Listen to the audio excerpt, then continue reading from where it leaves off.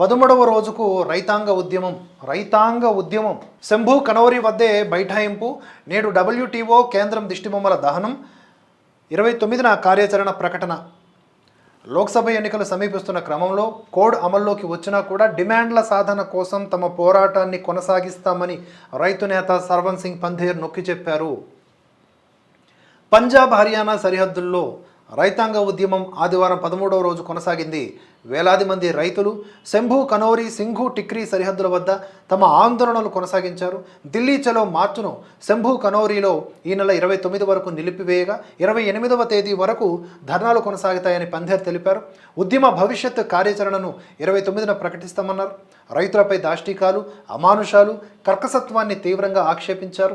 ఈ వ్యవహారంలో ప్రధాని మోదీ జోక్యం చేసుకోవాలని డిమాండ్ చేశారు. శంభు కనౌరి వద్ద మోర్చాలు 13వ రోజుకు చేరుకున్నాయి. ప్రపంచ వాణిజ్య సంస్థ WTOపై 2 సరిహద్దుల వద్ద ప్రతినిధుల సదస్సు జరిగింది. WTO పరిధి నుంచి వ్యవసాయ రంగాన్ని మినహాయించాలని డిమాండ్ చేశాం. సోమవారం WTO కార్పొరేట్లు, ప్రభుత్వాల దిష్టిబొమ్మల దహనాన్ని చేపడతాం.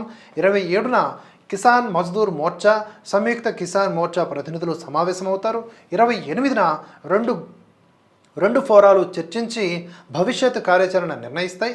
29న దాన్ని ప్రకటిస్తాం అని ఆయన అన్నారు. మరోవైపు సింఘు టిక్రీ సరిహద్దులను ఢిల్లీ అధికారులు పాక్షికంగా తెరిచి రాకపోకలకు అనుమతినిచ్చారు. సో 29న అంటే ఈ నెలాఖరికి ఒక క్లారిటీ వస్తుంది. ఏమిటి అంటే ఏ స్థాయిలో వీరు మళ్ళీ ఉద్యమాన్ని అంటే విధ్వంసాన్ని కొనసాగిస్తారు, ముందుకు తీసుకువెళ్తారు అని. ఇప్పటికైతే హోల్డ్లో ఉంది. అయినప్పటికీ వీళ్ళు మాట వినరు అనేది ఇక్కడ స్పష్టమవుతూ ఉంది. ఎన్నికల కోడ్ అనేది అత్యంత బలమైనది. అది ఎంతో స్ట్రిక్ట్గా ఉంటుంది. 144 సెక్షన్ కంటే బలమైనది.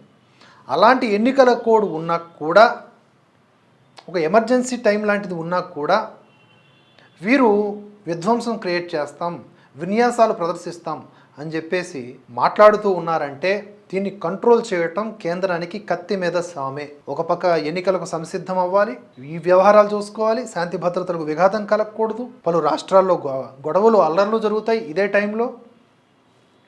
అటు బెంగాల్లో ఏం జరుగుతుందో చూస్తున్నాం, మణిపూర్లో ఏం జరుగుతుందో చూస్తున్నాం, అస్సాంలో రెడీ టు అటాక్ ఉన్నారు పీపుల్. 7 సిస్టర్స్ స్టేట్స్ అయితే ప్రత్యేకంగా చెప్పుకోక్కర్లా. బార్డర్ స్టేట్స్ అన్నీ కూడా చాలా టిపికల్ ఈ టైంలో సెన్సిటివ్ ఏరియాస్ అవన్నీ. ఎన్నికల టైంలో జమ్మూ కాశ్మీర్లో కూడా అట్లానే ఉంటుంది.